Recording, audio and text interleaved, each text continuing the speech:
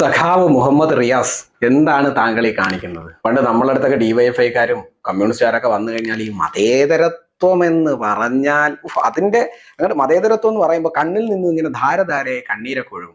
Amazon കാട്ടിൽ തീ പിടിച്ചു കഴിഞ്ഞാൽ പിന്നെ ഉടനെ സമരമായി. എവിടെയെങ്കിലും ഗസയിൽ മനുഷ്യത്വം വേണം, ഗസയിൽ വെള്ളം വേണം. ഒരു മന്ത്രിയല്ലേ നിങ്ങൾ?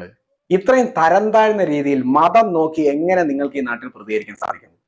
അത്രയ്ക്കും മതവെറി പിടിച്ചവന്മാരുടെ കൂടെയാണോ നിങ്ങൾ?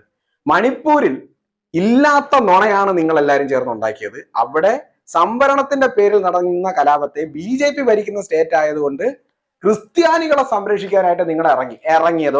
അപ്പൊ ഞാൻ വിചാരിച്ചു നിങ്ങൾക്ക് ആത്മാർത്ഥം ഉണ്ടെന്ന്. ഇല്ല, നിങ്ങൾ നാട് കത്തിക്കുക, നാട്ടുകാരെ തമ്മിലടിപ്പിക്കുക. അതല്ല നിങ്ങൾക്ക് യഥാർത്ഥത്തിൽ മനുഷ്യത്വം ഉണ്ട് എങ്കിൽ എന്തുകൊണ്ട് നിങ്ങൾ നൈജീരിയ കാണുന്നില്ല? നൈജീരിയയിൽ ബൊക്കോ ഹറാം ഇസ്ലാമിക് ഭീകരവാദികൾ കൊന്നൊടുക്കിയ കുട്ടികൾക്ക് വേണ്ടി നിങ്ങളെ കണ്ണുകൾ നിറയുന്നില്ല. എന്തുകൊണ്ട് നിങ്ങൾ പ്രതിഷേധങ്ങൾ സംഘടിപ്പിക്കുന്നില്ല? അപ്പൊ ക്രിസ്ത്യാനികളോടും അല്ലേ നിങ്ങളുടെ സ്നേഹം? നിങ്ങളുടെ സ്നേഹം മതത്തിനോടാണ്. മുഹമ്മദ് റിയാസ്, നിങ്ങൾ സഖാവല്ല. എന്ത് ചേമ്പായാലും നിങ്ങൾ അടിസ്ഥാനപരമായി ഒരു മതവിഷമാവും.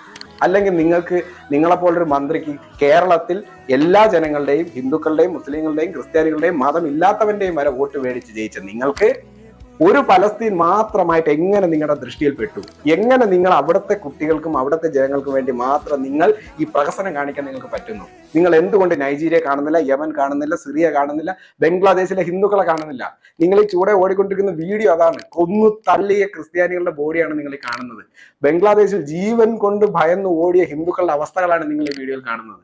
എന്തുകൊണ്ട് നിങ്ങളുടെ കണ്ണെല്ലാം കുതിരയ്ക്ക് കണ്ണ് കെട്ടിയ പോലെ ആയിപ്പോയി? ഇത്രയധികം വിഷം കേരളത്തിന്റെ മന്ത്രിക്ക് എങ്ങനെ ഉണ്ടായി? നിങ്ങൾ എങ്ങനെയാണ് ഗസയ്ക്ക് വേണ്ടി മാത്രം സംസാരിക്കുന്നത്? എനിക്ക് മനസ്സിലാവുന്നില്ല. ലോകത്ത് മറ്റുള്ളവർക്ക് ആർക്കും ജീവനില്ലേ?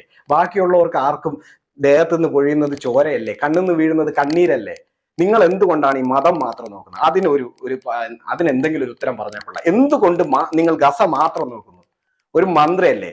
അറ്റ്ലീസ്റ്റ് കുറച്ച് നട്ടലുണ്ടെങ്കിൽ നിങ്ങൾ ഇതിന് ഉത്തരം കൊടുക്കണം. നൈജീരിയ എന്തുകൊണ്ട് നിങ്ങൾ പറയുന്നില്ല? ബംഗ്ലാദേശിലെ വംശഹത്യകൾ എന്തുകൊണ്ട് പറയുന്നില്ല? യമനിലെ പറയുന്നില്ല? സിറിയയിൽ പറയുന്നില്ല?